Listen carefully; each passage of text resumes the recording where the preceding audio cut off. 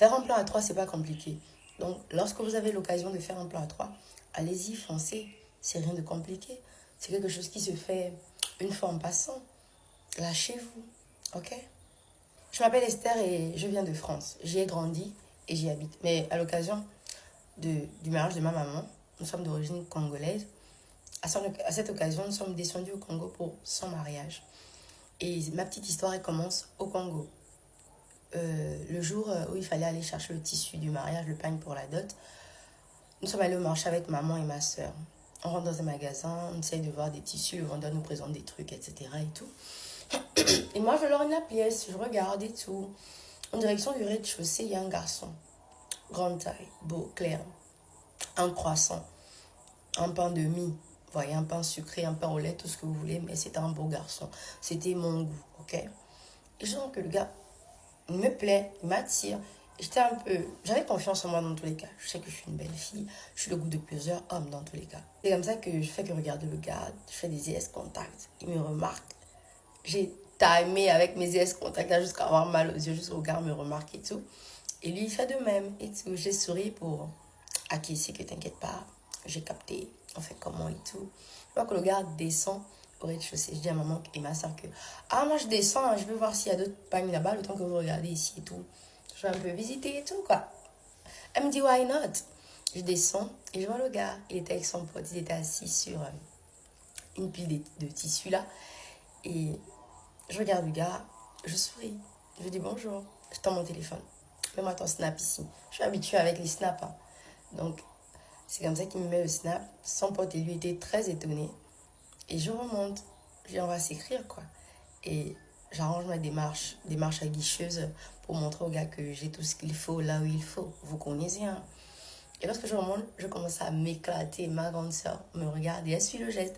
Parce que lorsque je remonte, les gars, ils me suivent et tout. Et elle me dit à côté, j'espère que tu as pris leur numéro. Hein. T'inquiète, mon bébé. Alors je me suis dit, non, j'ai juste pris le snap, mais c'est pas grave, on va se débrouiller. C'est comme ça qu'avant de rentrer et tout, je tourne la tête parce que bientôt, on avait déjà terminé de choisir le pagne. Je vois qu'il me regarde toujours. Et c'est écrit sur son téléphone, c'est quoi ton prénom? Je me retourne, je crie, Esther. Et moi, je connaissais même pas le sien. Arrivé à la maison et tout, je raconte à ma grande soeur, on rigole et tout. Je cherche son snap, mais c'était pas le bon identifiant, donc je n'ai pas trouvé son snap. Mais avec le nom qu'il m'a donné, je vais sur Insta, je cherche et je trouve son Instagram. Je réponds à sa dernière story il y a quelques heures et tout. Et de là, je téléporte le gars et tout. On discute, on discute tellement, on parle tellement, on rigole tellement de tout et de rien. Jusqu'à on se donne rendez-vous. Mais avec les parties du mariage, lui occupé dans son côté, on a peut-être fait 3, 4 rendez-vous sans pouvoir se voir. Ça m'a tellement foutu les bouts, je vous assure. Et j'ai pas besoin de vous dire comment le gars s'appelle. Il s'appelle David. Hein. Et c'est comme ça que tellement ça m'énervait le fait qu'on annule beaucoup de rendez-vous. On discute, on parle. Et il me dit, on se voit quand je dis ok aujourd'hui. Là, je me dis, non, je me trouve pas belle. J'annule encore le rendez-vous. Il s'énerve, il me dit, tu sais quoi, demain, viens chez moi, je te paye le transport, etc.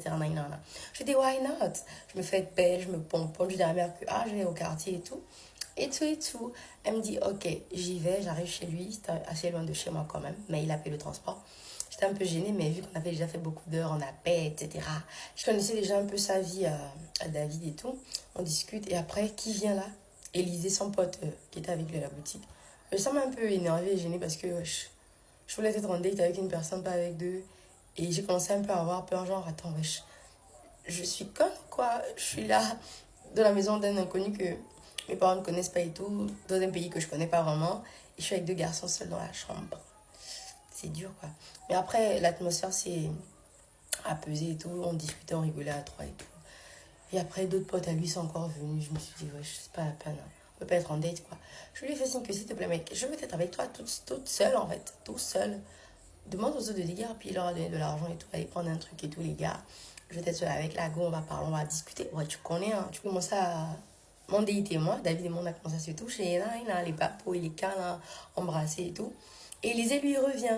Il nous regarde et tout. Je sens le regard insistant d'Élisée sur moi. Je me dis, mec, si tu veux de moi, faut me dire. Hein. Je sens que le gars, il avait des envies. Il avait des yeux sur moi. Comme ça qu'il nous snap, même le snap était parfait et tout. C'est le genre de beauté qu'on ne voit pas tous les jours, qu'on ne trouve pas au Congo. Ouais. Donc c'est comme ça que on a arrêté, on s'est rejoint à lui parce qu'apparemment lui il insistait pour rester. Vers 15 h comme ça, je suis toujours là-bas. Et la grand-mère de David arrive. Elle nous a salués et tout.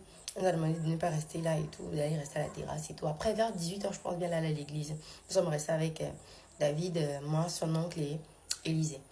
C'est comme ça qu'à un moment donné, David et moi, nous sommes tous seuls et tout, on continue nos choses. Je soulève mon t-shirt pour qu'il puisse me sucer les seins.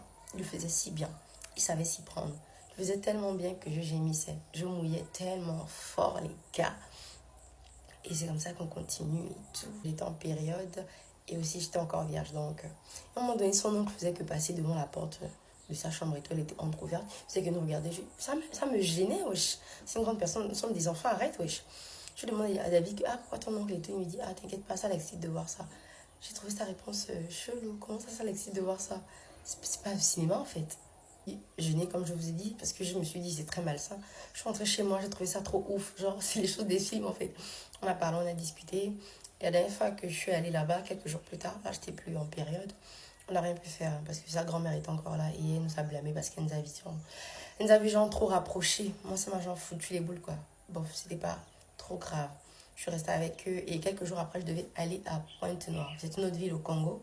Donc, je suis encore allée chez David le voir pour une dernière fois.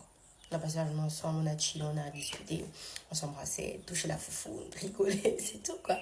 Avec David, le jour où on devait se séparer, parce que moi j'allais maintenant bientôt rentrer, retourner en France, on a failli pleurer. Hein. Je suis allée dans sa chambre, sa grand-mère n'était pas là.